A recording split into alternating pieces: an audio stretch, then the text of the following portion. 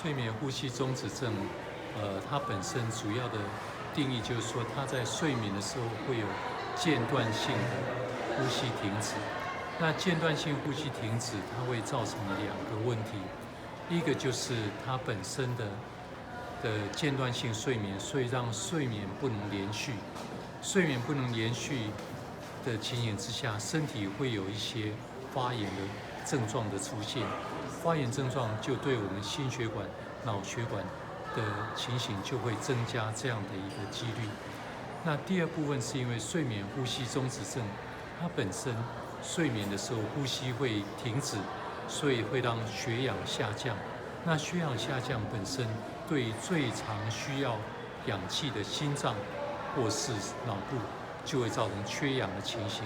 那藉由这样的机转，就会增加心血管跟脑血管疾病罹病的机会。一般来讲，年纪是一个最大的考量。通常是中年，它的主要的频谱的，一般的我们说它的轮廓就是中年男性过重。